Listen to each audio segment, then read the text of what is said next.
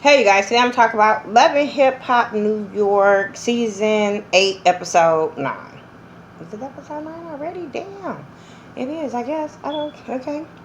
Um, I'm trying to make it through, so I'm talking about with this series. I promise I'm trying to make it through with the Love and Hip Hop New York, but it's really not giving it to us like it should.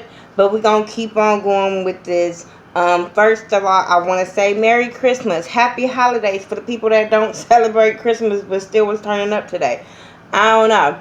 I relaxed all day. Today was I was happy to have the day off, so that's what I did. I relaxed today. I cooked. I made some ribs and all the other stuff that's supposed to go with Christmas food. But I made ribs. I didn't want no turkey. I didn't want no ham after Thanksgiving.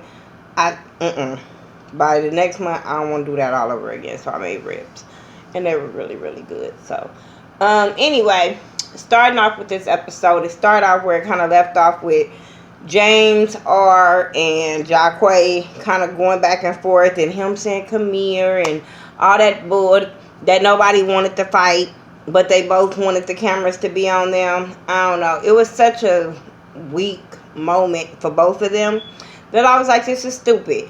But DJ Self figured like, okay, let's get them to talk because he said, let's get them to talk because we all up in the industry and we don't want it to go farther than just this. You know what I'm saying? We don't want it to go into a street matter. And I'm like, by who?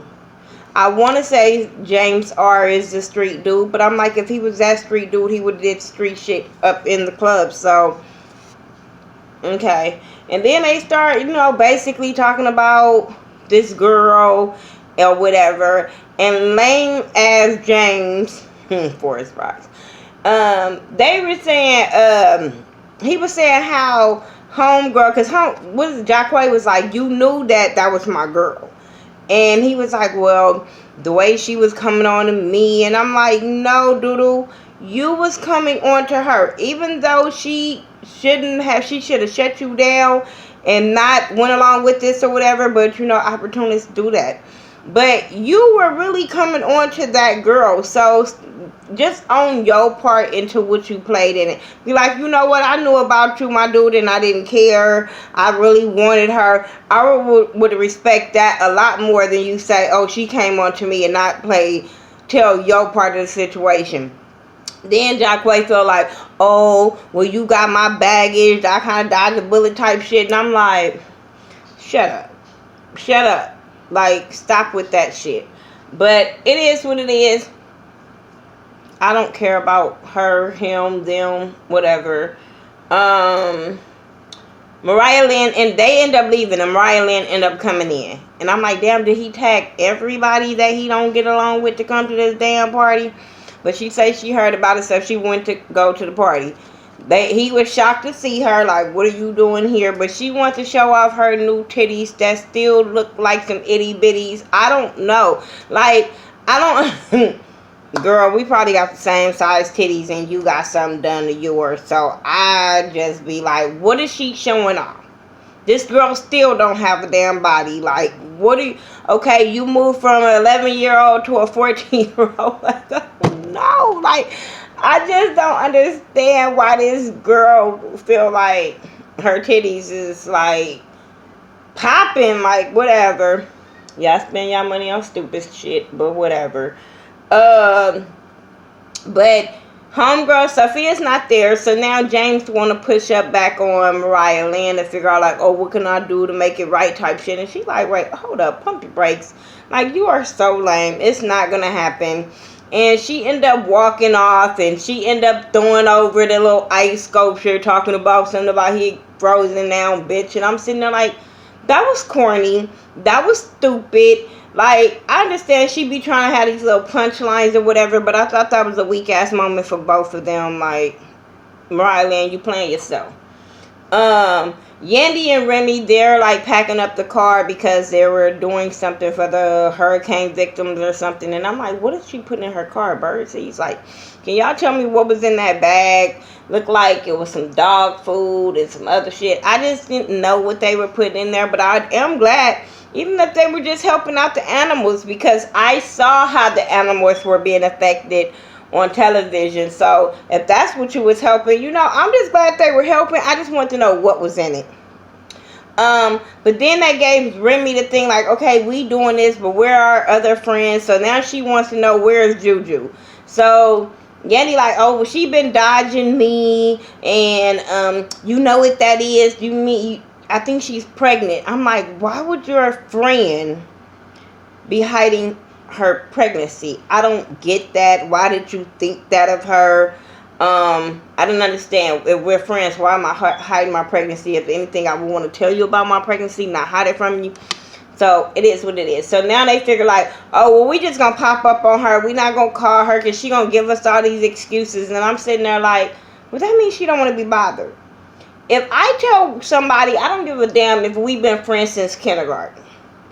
If I tell you I don't want to be bothered, or if I make excuses, I don't want to come outside, let that be that, and then say, well, she'll come to us when she's ready. We'll talk to her when she's ready. Let's just send her a goodwill message or something like that. But if you knock on my motherfucking door and you didn't call me, or you just going some pop-up shit and you know I'm not returning your calls, bitch, you will still be knocking on that door till next year on Christmas. No, not going. I just was like, okay, whatever.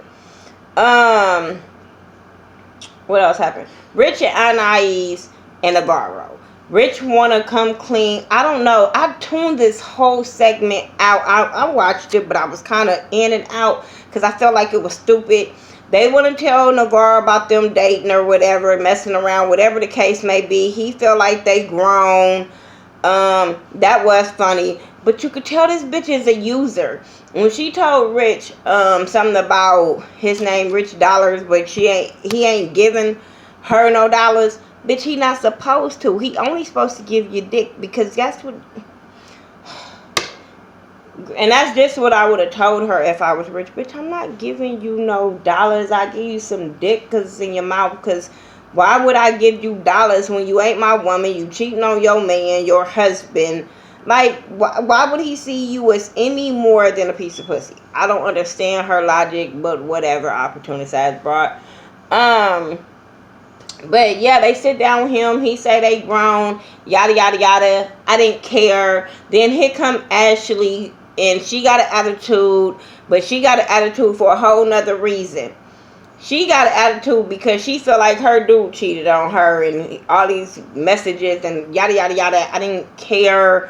I just was irritated the way she came at Rich. Now, I understand you don't condone cheating. You don't condone Rich and your client messing around. But for her to come at Rich the way she did, I would have reacted the same way Rich did. And I'm glad he was a grown-ass man to get up from that table and walk away and leave. Because I would have called her all kind of disrespectful bitches. Like, you mad at your man. You coming to take that on me. I understand this is your client, but the way she came about it, she lucky that was a man that didn't want to really disrespect her on camera. But I felt like Navarro should have shut her down. Like, I understand he was trying, but he should have shut that all the way down. That wasn't how you conduct business. That's not how you just talk to a grown-ass man and not want the consequences back. Like, come on, girl. Then we saw that when they go back, they showed him at the house, and we find out he cheating. He deleting text messages. I didn't care. He said he deleted messages because he was trying to do something nice for her. Like I said, I didn't care. I feel like I don't want them to come back next year, so I'm not wasting too much time because they're not giving me the storyline. They storyline is weak. It's dumb. Whatever. The Creep Squad meet up to talk about which one is the better artist, Mariah Lynn or Dream Doll. I think they both in the same fucking category. I think both of their music sounded, almost the same, because I feel like neither one of them have no substance. Neither one of them saying shit. And the young girls, the young thought pockets are going to go up for both girls. I mean, both of them have their own set of fans. Girls go up for them. I put I put their music on my website because, like I said, they both got fans, so I will support their music. It's just not something that I would listen to, but I always tell y'all, it's all about support. What I might not like, it might be for somebody else. When it comes to who's the better artist, I like Mariah Land better. I like Mariah Land better because I feel like Dream Doll has messed up her reputation so much that she's not marketable. I don't give a damn what her body look like, none of that. Like, girl, we've seen you on Bad Girls Club, we've seen you on here. You're not marketable. I seen you walk. I can see you walking into a club and bitches are booing you, or you know what I'm saying, or trying to fight you. So I'm not with that. When it comes to DJ Self, I have a problem with the way he's handling this situation, the way he's handling business. I understand him going to his homeboys, but the shit that he did afterwards, I'm just not with. Trent and Jonathan, they meet up to talk, and Trent just basically busts Jonathan out like, you trying to come at me and expose my past and expose me being on the internet and me hoeing around, but you're still married, boo-boo. Jonathan freaked the hell out when he said that he was married and he brought out that marriage certificate. Where did you get that? I'm like, what difference does it make? You trying to expose him and you got secrets your damn self. If you didn't want none of your secrets to come out, you shouldn't even play this shit out like this on camera. Because you give somebody the reason to come and throw something back up in your face and you look real. Jonathan's a bird to me. Jonathan is the type of person that he does a lot of things for the camera and he looks stupid. He does a lot of things for the camera and looks stupid. And I just be like, like, I feel like he's an opportunist just as well as everybody that's around him that he call an opportunist or do things for the camera or want fame. He is that person. Him and Trent meeting back up. When Trent went to his house, I'm just going to get this shit out the way because I don't care about them. When Trent went to his house to try to, I guess, to get a second chance and all that, and he was like, something about they broke up or whatever. I'm like, y'all didn't break up when he threw the divorce papers at you. You saying y'all didn't break up when you found out that you was catfishing him and all that kind of stuff, and when you last week y'all didn't break up. Like, why are we still going back and forth of what do you want? Let's talk. Why are we talking? Like, I don't understand this. I think it's stupid. I think he is an opportunist. I did see it on the internet where him and with all three of them was going at it. K. Michelle, Trent, and Jonathan. And Jonathan is being exposed kind of for the fraud he is. That's what K. Michelle and Trent say. And I kind of believe it. I really, really kind of believe it because of the way that Jonathan acts. So it is what it is. Who else I wanted to talk about? James R. and Sophia meeting up just for her to tell him, like, I really not into you. I really used you. I didn't think I should have really kissed you, because he trying to figure out why she wasn't at the party. And I told y'all last week, she was not going to be at that party if she saw that Instagram post where he's tagging everybody that her ex-boyfriend, his ex-girlfriend, her ex-boyfriend homies. Why would she put herself in that predicament? I was not even mad that she didn't come, because I wouldn't have put myself in that predicament either. And like she said, you wasn't doing it because I was your bad girl. You was doing it to, just throw it up in other people's face. And he was trying to use her for just that point. So I totally get her not showing up. And James Dory, that's what you get. That's what you get. This girl was an opportunist and your ass just got played for opportunity. That's all it was. Then when she says that she's not into him and it was a mistake, now all of a sudden you want to say how you talked to Jacquay and what Jacquay said. I said, but you wouldn't have probably told her that if she would have came and kissing all up on you. Like, you wanted to mess up Jacquay so she don't go back to him. And I'm sitting there like, where she been staying? If she wasn't at the party And she was supposed to be living with him. Where she been staying at? And where she was going to go stay at after they left. That's all I'm saying. Anyway, yeah, when she was talking about, you didn't defend me, why should, girl, you better knock it off with your opportunist ass. DJ Self, him going to Mariah Lynn going to the car wash to find him, because that's the only way she felt like she could talk to him. And he's basically telling her she needs to hustle hard, and she needs to do this and do that. And I'm like, really? Really? You are a bad business manager, Mariah Lynn. I think you can do so much more without DJ Self. Really. They talked about Dream Doll going to the BET Awards and her paying for herself to go there. That's all fine and dandy, but I do feel like if you should have both of your artists there. This is why females be beefing and females get into it, and why they can't work together and all that. Because if both of them were your artists, why didn't you have both of them and give both of them the opportunity to go? You should have told her. So I understand him mad about her going to Miami and all this kind of stuff, but at the same time, you her manager, you should have been like, look, you should have presented that opportunity to her. I don't care what he say. Juju, Remy, Andy, they go to her house. She tells them about how she her and Cameron broke up and it was mutual.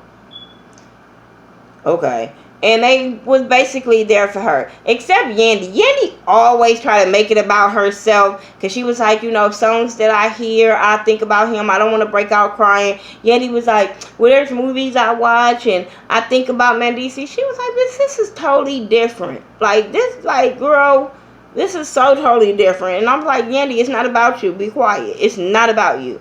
But Remy gave her some advice about okay, if it didn't work with him, it'll work with somebody. Don't be giving up on yourself, Juju. You're a pretty ass girl. I understand that you guys were together a long time, and a lot of times girls feel like they were together a long time and they don't know what to do with themselves. Girl, you move on. Just like somebody died in your family and you feel like all heartbroken, but you move on. That's what the hell you do with a relationship. You move the hell on and keep on living life. That's what you do. Yeah, I don't want no girl to feel like they world coming apart over no damn dick. Nope, not gonna happen. DJ Self goes to Dream Doll and tell her to talk to Mariah Lynn.